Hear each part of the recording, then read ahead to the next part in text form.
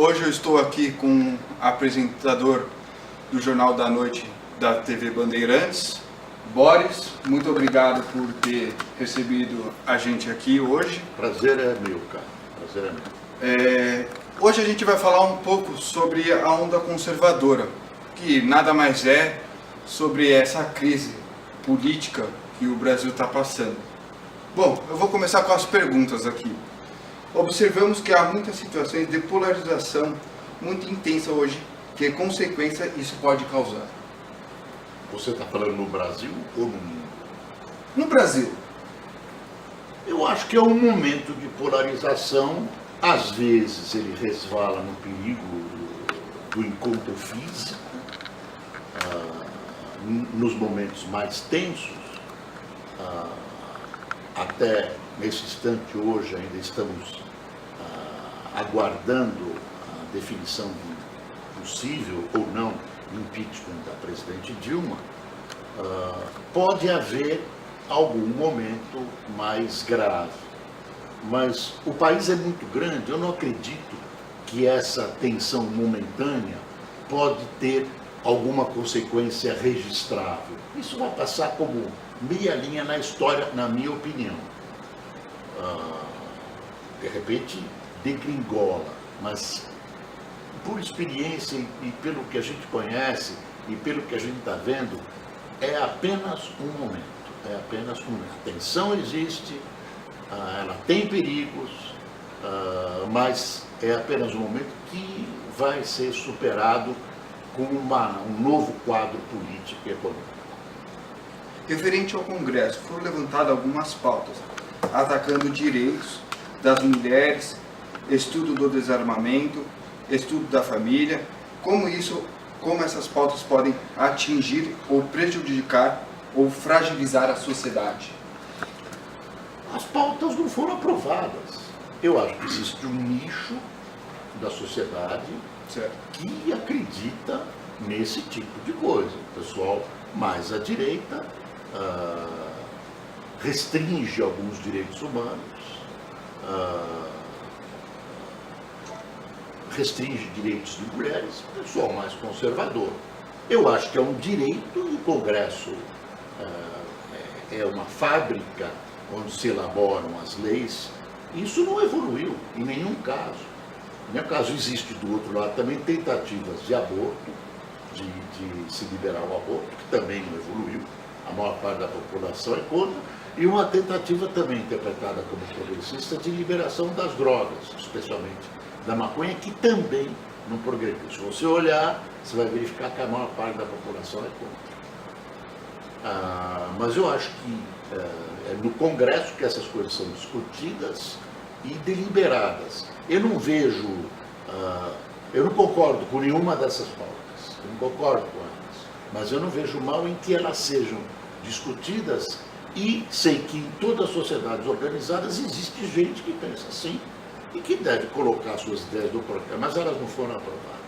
Elas não foram aprovadas e dificilmente serão. Dificilmente serão. Eu acho que ainda, se a questão das drogas evoluir, a questão do aborto evoluir, drogas menos, mas aborto vai demorar muito tempo. Uma parcela da sociedade que quer, é uma discussão que tem uma influência religiosa pesada, o catolicismo é contra, a maior parte das religiões são contra. Então, isso vai demorar muito, mas eu acho natural que se discuta isso no Congresso. Nenhuma dessas pautas que você citou, Caio, foi aprovada. As pessoas têm direito de apresentá-las. Mas você acha que não tem nenhuma chance do aborto ser aprovado em alguns casos? Não, em alguns casos já existe a possibilidade de aborto. Inclusive já no Código Penal de 1941, já é admitido o aborto para salvar ou a criança ou a mãe. Existe e tem se admitido, isso evoluiu, anencefálicos, quem não tem cérebro. Agora está se pensando, está se começando a discutir essas crianças vítimas da Zika. Então é o começo de uma discussão que a sociedade vai digerindo. As pessoas têm pressa, mas tudo isso é um processo. Tudo isso é um processo lento, lento. Muito Eu me demorado. lembro de uma coisa que a gente achava impossível acontecer no Brasil, que era o divórcio. Eu vivi o tempo que existiu o desquite e a igreja já era contra. Porque o casamento era indissolúvel e acabou vindo, mais cedo ou mais tarde. Eu acho que tem alguns passos da sociedade que acabam vindo. Eu sou contra a legalização das drogas, sou contra. Mas eu estou percebendo que existe um movimento que vai se fortalecendo cada vez mais. No Uruguai elas estão, de alguma maneira, né? legalizadas. Não estão liberando, mas estão legalizadas e tudo. Então, eu não posso bater o pé e dizer que acho que o aborto está mais distante. A Holanda, vejamos a Holanda, só continuando esse assunto. A Holanda está voltando atrás, né? A Holanda deu uma voltou atrás. recuada. A Holanda nunca permitiu, a Holanda tolerou. Era diferente, a Holanda tolerou. Mas ela está voltando. A Suíça, que tinha separado regiões de cidades para o pessoal se picar e fumar e tal, também recuou. São temas que a sociedade não conhece, não experimentou e vão evoluindo para uma discussão. Esses temas assim, que envolvem esses direitos e esses desejos de parcela da sociedade.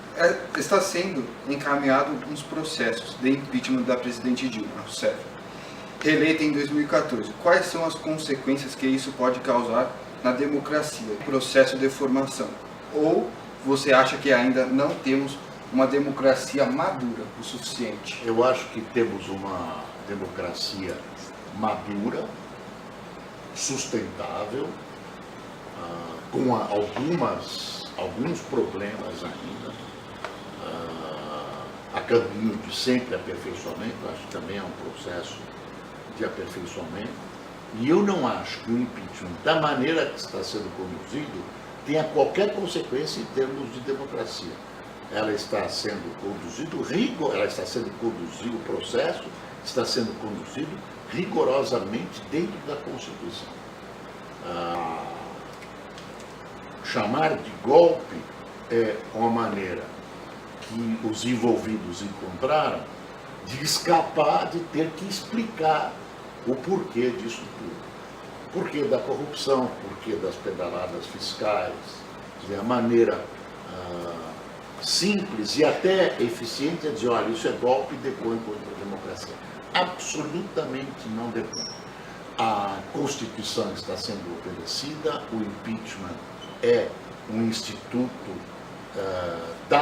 previsto na Constituição e o final do julgamento será presidido pelo presidente do Supremo Tribunal Federal. Então, eu não vejo nada que possa afetar a democracia no processo de impeachment, quaisquer que sejam as consequências dele. Eu até estava lendo a Folha de domingo, eu acho, e a professora acabou citando na aula, durante a aula, que a Folha é contra o impeachment e sim que ela renuncie, né? Eles não falam assim tão claro, mas a Folha diz isso. Que ela renuncie, que o Temer renuncie e que haja novas eleições. Exatamente. Foi o que a Folha publicou no domingo, no editorial de domingo. Não sei se você chegou a ler. Não, li. Então. Agora, a renúncia é o ato de vontade unilateral. Você tem que convencer a Dilma e o Temer a renunciar, não é assim. Não pode obrigá-los. É verdade. Eles foram eleitos. O povo votou para eles estarem ali, né? Mas também, quando votou, tem um erro essencial de pessoa. Quem votou na Dilma pensou que estava votando numa situação que era pintada de uma pessoa. No dia seguinte se percebeu que a situação era falsa e que todas as promessas dela, ou quase todas, eram falsas. Era exatamente o contrário. Então, é quando num casamento uma pessoa casa e de repente descobre que o cônjuge era outra pessoa. No passado era uma pessoa condenável.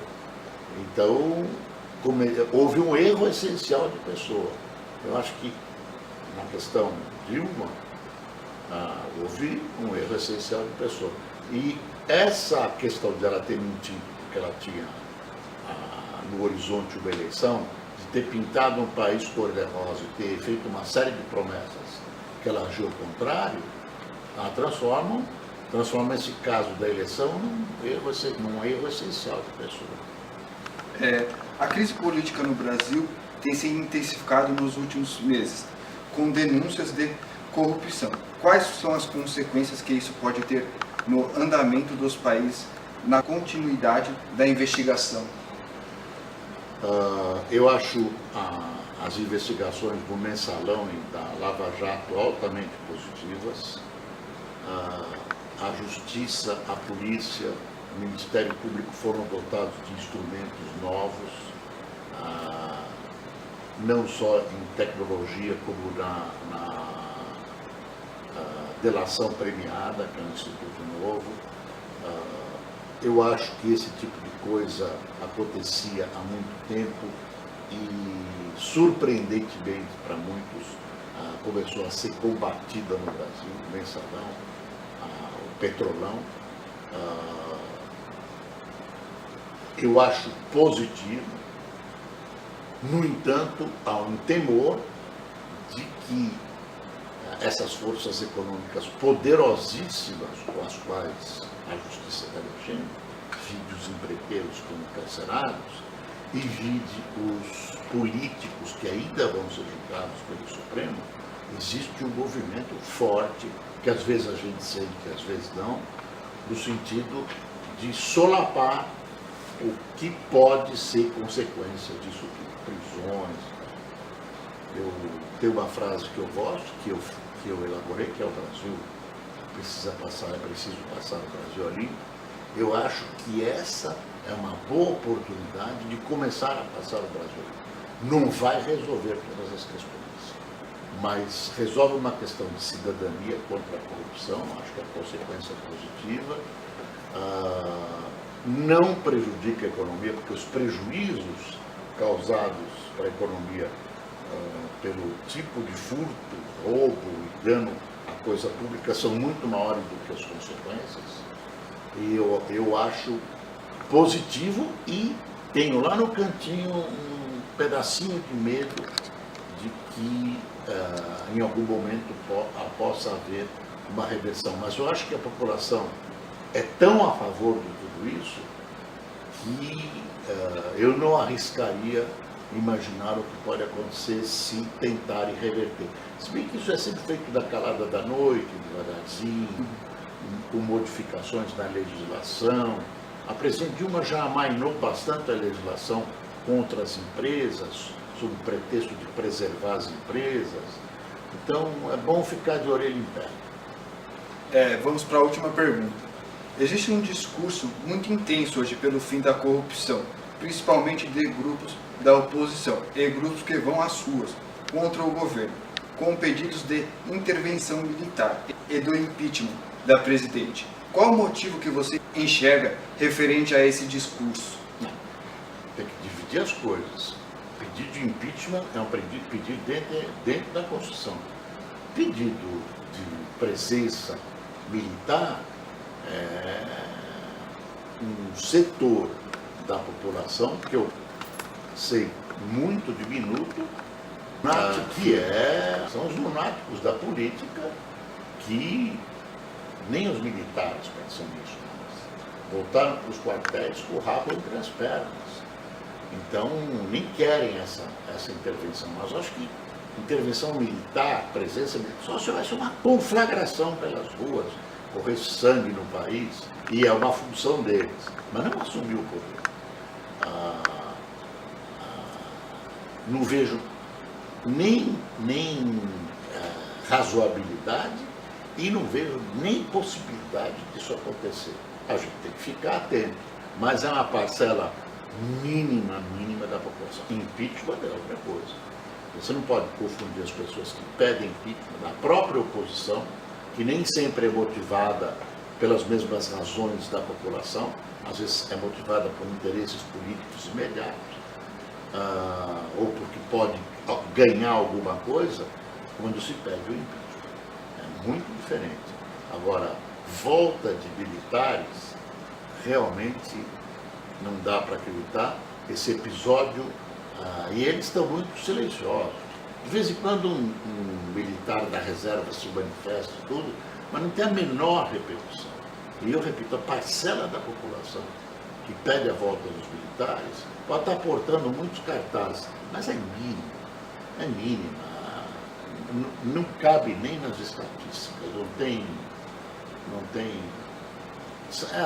é mais ou menos a mesma parcela que quer que a gente estabeleça relações com os pilotos dos OVNIs, gente que acredita em disco voador,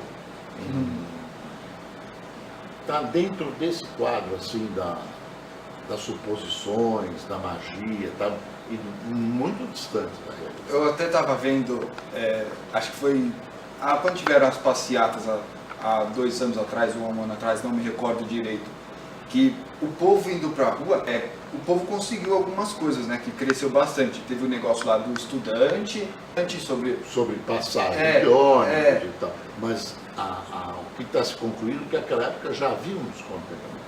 Você tem uma inflação crescente, a irresponsabilidade da administração trouxe uma inflação crescente, trouxe uma paralisia da economia, mexeu brutalmente, está mexendo no bolso da população mais pobre, as pessoas estão endividadas, os bancos estão rolando dívidas da classe média, esse bolo de rolar dívida aumenta cada vez mais. Aí que mora o perigo. Aí que mora o perigo. Dos bancos está... Não, da economia está paralisada. Isso já é um efeito. Mas aí que mora o perigo das pessoas estarem desempregadas. Desemprego, porque nenhum empresário quer investir, ninguém em sã consciência investe, empresários externos não querem investir, vai quebrar muita gente, a perspectiva para frente não é boa, e isso tudo está linkado à solução dessa questão política. Eu acho que a Dilma perdeu credibilidade, eu acho que mesmo se ela continuar, vai ser muito difícil ela ter a credibilidade suficiente para conduzir um processo de crescimento.